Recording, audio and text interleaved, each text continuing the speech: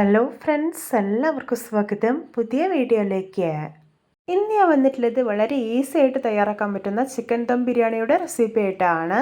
എന്നും പറയുന്ന പോലെ വീഡിയോ കണ്ടിട്ട് ഇഷ്ടപ്പെടുവാണെങ്കിൽ ലൈക്ക് ചെയ്യുക, ഷെയർ ചെയ്യുക, കമൻറ്റ് ചെയ്യുക, ചാനൽ സബ്സ്ക്രൈബ് ചെയ്യാനും മറക്കരുതേ. പിന്നെ ഫേസ്ബുക്കിലൂടെയാണ് വീഡിയോ കാണുന്നതെങ്കിൽ പേജ് ഫോളോ കൂടി ചെയ്യണേ. ഒപ്പം നമുക്ക് നേരെ വീഡിയോയിലോട്ട് പോവാം. ഞാനിവിടെ മിക്സിയിൽ ഒരു ചെറിയ ജാർ എടുത്ത് വെച്ചിട്ടുണ്ട്. ഇതിലോട്ട് ഒരു വെളുത്തുള്ളി തൊലി കളഞ്ഞത്, ഒരു കഷ്ണം ഇഞ്ചി ചെറുതായിട്ട് മുറിച്ചത്, 13 പച്ചമുളക് ഇട്ട് കൊടുക്കാം. എന്നിട്ട് ഇതൊന്ന് ക്രഷ് ചെയ്തെടുത്ത് വരാം.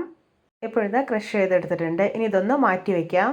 ഞാനിതവിടെ ഒരു അലുമിനിയത്തിൻ്റെ പാത്രം അടുപ്പത്ത് വെച്ചിട്ടുണ്ട്. ഇതിലോട്ട് 5 ടേബിൾ സ്പൂൺ സൺഫ്ലവർ ഓയിലും 5 ടേബിൾ സ്പൂൺ ഡാൽഡയും ഇട്ട് കൊടുക്കാം. ഇപ്പോൾ ഡാൽഡയൊക്കെ ഒന്ന് മെൽറ്റായി കിട്ടിയിട്ടുണ്ട്. ഇനി ഇതിലോട്ട് കുറച്ച് കാഷ്നട്ടും കിസ്മിസും ഇട്ട് കൊടുക്കാം. എന്നിട്ടൊന്ന് ഫ്രൈ ചെയ്തെടുക്കാം. ഇപ്പോൾ ഇത് പാകമായിട്ടുണ്ടെങ്കിൽ ഇതൊരു പ്ലേറ്റിലോട്ട് കോരി മാറ്റി വയ്ക്കാം. ഇനി ഇതിലോട്ട് ഒരു വലിയ ഉള്ളി കനം കുറച്ച് അരിഞ്ഞെടുത്തിട്ടുള്ളതാണ്, അത് കൂടി ഇട്ട് കൊടുക്കാം. എന്നിട്ട് ഇതൊന്ന് ഫ്രൈ ചെയ്തെടുക്കാം. ഉള്ളി കരിഞ്ഞു പോരുത്, ഒരു മീഡിയം ഫ്ലെയിമിൽ വെച്ചിട്ടാണ് ഫ്രൈ ചെയ്തെടുക്കാനായിട്ട്. ഇപ്പോൾ ഇത് ഉള്ളി നന്നായിട്ട് മുരിഞ്ഞ് നല്ലൊരു ബ്രൗൺ കളറായിട്ടുണ്ട്. അപ്പോൾ ഇത് പാകമായിട്ടുണ്ട്. ഇതിനൊരു പ്ലേറ്റിലോട്ട് കോരി മാറ്റി വയ്ക്കാം. ഇനി നമുക്ക് ബിരിയാണിക്ക് വേണ്ടിയിട്ടുള്ള റൈസ് റെഡിയാക്കാം. അതിനായിട്ട് ഞാനിവിടെ ഒരു പാത്രം അടുപ്പത്ത് വെച്ചിട്ടുണ്ട്. അതിലോട്ട് ഈ ഒരു ഗ്ലാസ്സിൽ 3 ഗ്ലാസ് വെള്ളം ഒഴിച്ചു കൊടുക്കാം. ഞാനിവിടെ 2 ഗ്ലാസ് ജോക്കർ കോല റൈസാണ് എടുത്തിട്ടുള്ളത്. ഇനി ഇതിലോട്ട് ഒരു 3 കഷ്ണം പട്ട, 4 ഏലക്ക, ഒരു 5 ഗ്രാമ്പൂ ഇട്ട് കൊടുക്കാം.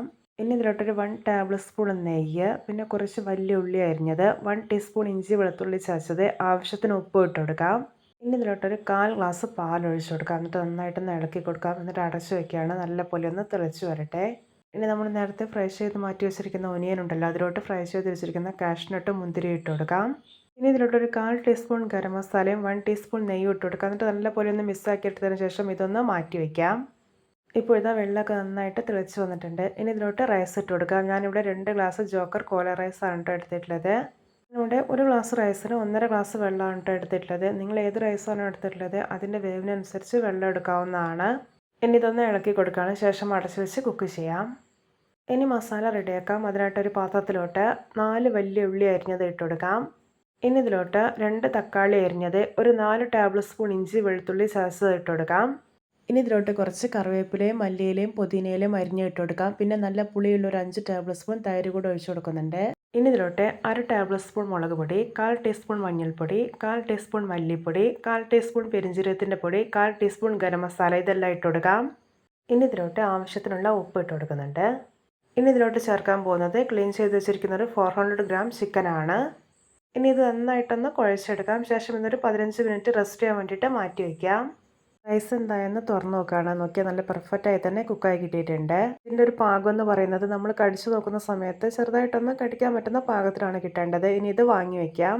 നേരത്തെ റെസ്റ്റ് ചെയ്യാൻ വേണ്ടി വെച്ചിരിക്കുന്ന മസാല ഉണ്ടല്ലോ, അതിലോട്ട് ഒരു 1/2 ഗ്ലാസ് വെള്ളം ഒഴിച്ചു കൊടുക്കാം. അതൊന്ന് മിക്സാക്കി എടുക്കാം. ശേഷം പകുതി ചോറ് ഇതിൻ്റെ മേലേക്ക് നിരത്തി കൊടുക്കാം. ഇനി ഇതിൻ്റെ മേലേക്ക് നേരത്തെ മിക്സ് ചെയ്ത് മാറ്റി വെച്ചിരിക്കുന്ന ഫ്രൈഡ് ഓനിയൻ കാഷ്നട്ട് എല്ലാം ഉണ്ടല്ലോ, അതുകൂടി വിതറി കൊടുക്കാം. വീണ്ടും ഇതിൻ്റെ മേലേക്ക് ബാക്കിയുള്ള ചോറ് നിരത്തി കൊടുക്കാം. വീണ്ടും ആദ്യം ചെയ്ത പോലെ ഫ്രൈഡ് ഓനിയൻസും കാഷ്നട്ട് എല്ലാം ഉണ്ടല്ലോ, അതുകൂടി ഇതിൻ്റെ മേലേക്ക് വിതറി കൊടുക്കുകയാണ്. ഈ പാത്രത്തിൻ്റെ വക്കിൽ മുഴുവനായിട്ടും കുഴച്ചെടുത്തിട്ടുള്ള മൈദമാവ് ഒന്ന് വെച്ച് കൊടുക്കാം. ശേഷം ഇത് അടച്ചു വയ്ക്കുകയാണ്. ഇനി ഇതിൻ്റെ മേലേക്ക് കുറച്ച് കനൽ വെച്ച് കൊടുക്കാം. എന്നിട്ട് തീ നന്നായിട്ട് തന്നെ കുറച്ച് വെക്കണം. ഒരു 1/2 അവറാണ് ദം ചെയ്തെടുക്കേണ്ടത്. ഇപ്പോൾ ഇത് 1/2 അവർ ആയിട്ടുണ്ട്. ഈ കനലൊക്കെ നന്നായിട്ട് അണഞ്ഞിട്ടുണ്ട്. ഇനി ഇതെല്ലാം ഒന്ന് എടുത്തു മാറ്റാം. ശേഷം ഇത് തുറന്ന് നോക്കാവുന്നതാണ്. തുറക്കുമ്പോൾ എന്തൊരു സ്മെല്ലാണെന്നറിയോ? ഇത് നമ്മുടെ രുചികരമായിട്ടുള്ള ചിക്കൻ ദം ബിരിയാണി റെഡി. നോക്കിയേ, കാണുമ്പോൾ തന്നെ കൊതി വരുന്നില്ലേ? റൈസൊക്കെ കണ്ട ഒട്ടും കട്ടിയൊന്നും പിടിക്കാതെ ഒട്ടിപ്പിടിക്കാതെ നല്ല പെർഫെക്റ്റായി തന്നെ റെഡിയായി കിട്ടിയിട്ടുണ്ട്. ചിക്കനൊക്കെ നല്ല അടിപൊളിയായി തന്നെ കുക്കായി കിട്ടിയിട്ടുണ്ട്.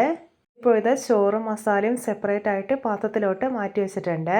എല്ലാവർക്കും എൻ്റെ simple and tasty chicken dum biryani ഇഷ്ടപ്പെട്ടെന്ന് വിചാരിക്കുന്നു. ഇഷ്ടപ്പെട്ട സപ്പോർട്ട് ചെയ്യാൻ മറക്കരുതേ. അപ്പോൾ ഇതുപോലെയുള്ള വെറൈറ്റി വീഡിയോകളായി നമുക്ക് വീണ്ടും കണ്ടുമുട്ടാം. Okay, bye bye.